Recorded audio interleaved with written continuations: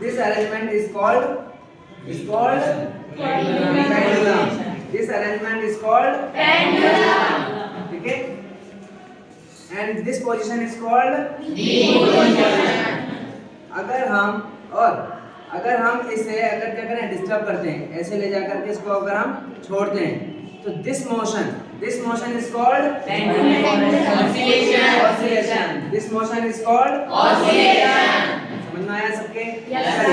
और इस ऑसिलेशन को अगर हम डिफाइन करते हैं तो कैसे बोलते हैं? देखिए, ये जो ऐसे जा रहा है इसको बोलते हैं टू एंड फ्रो मोशन. क्या बोलते हैं? To and fro motion. तो हम बोलेंगे to and fro motion of pendulum, or we can say this ball is called bob. ठीक है?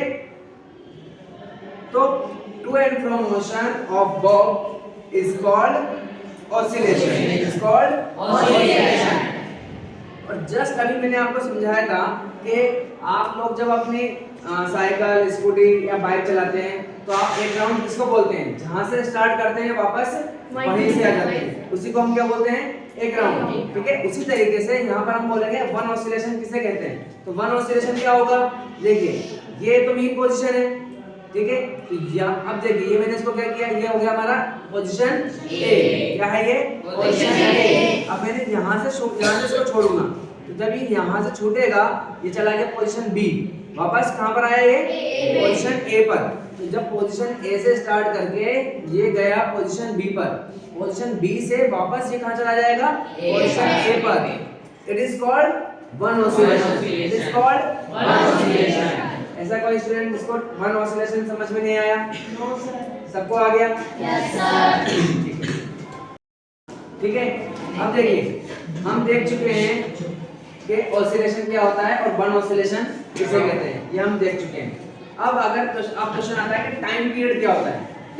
पीरियड क्या होता है? देखिए, अगर हमारी कोई एक्टिविटी है, जितनी देर वो चलती है उसे हम क्या कहते हैं? Time period. उसी तरीके से अगर हम इसके लिए कहें कि टाइम पीरियड क्या होता है, तो जितनी देर में वन ऑसिलेशन क्या हो जाए? कंप्लीट हो जाए, उसे हम क्या कहेंगे?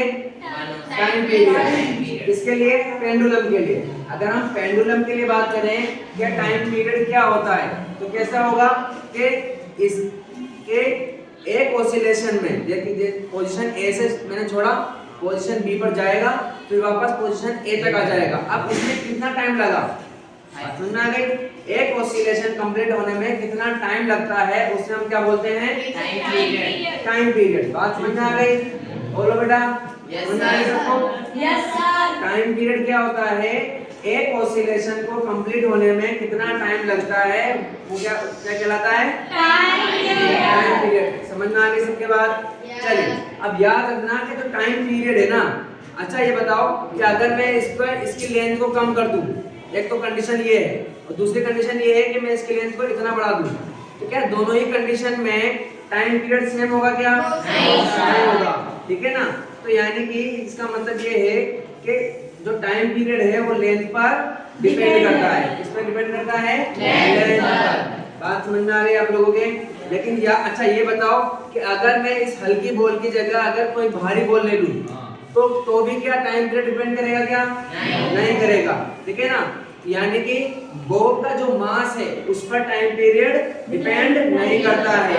टाइम पीरियड सिर्फ किस पर डिपेंड करता है? लेंथ पर. जो थ्रेड है, जो स्ट्रिंग है, उसके लेंथ पर ही डिपेंड करता है. बात समझ में आई? ठीक है? अब तो ये बात तो हमने देख ली कि टाइम पीरियड किस पर डिपेंड कर रहा है? ओनली लेंथ पर. इसकी लेंथ पर स्ट्रिंग या थ्रेड की लेंथ पर डिपेंड कर रहा है. बात समझ में आ गई? लेकिन किस तरीके से डिपेंड कर रहा है? जैसे जैसे इसकी लेंथ बढ़ती जाएगी वैसे वैसे टाइम पीरियड बढ़ता जाएगा. मतलब क्या होगा कि अगर मैं इसकी लेंथ को कम कर दूं, तो एक ऑसिलेशन जल्दी से कंप्लीट हो जाएगा. ठीक है? वैसे ही अगर मैंने क्या करा, इसकी लेंथ को बढ़ा दिया, तो एक ऑसिलेशन होने में टाइम ज्यादा लगेगा. बात समझ में आ गई? Yes sir. मतलब क्या हुआ कि जैसे जैसे लेंथ बढ़ेगी वैसे वैसे टाइम पीरियड भी बढ़ेगा. बात समझ में आ गई? लेकिन अगर हम बॉब का मास को बढ़ाएंगे तो कोई फर्क नहीं पड़ेगा। बॉब के मास को कम करो चाहे इंक्रीज करो, ठीक है, कोई फर्क नहीं पड़ेगा। इसके ऊपर, टाइम पीरियड के ऊपर। सब बात समझ में आ गई सबके? चलिए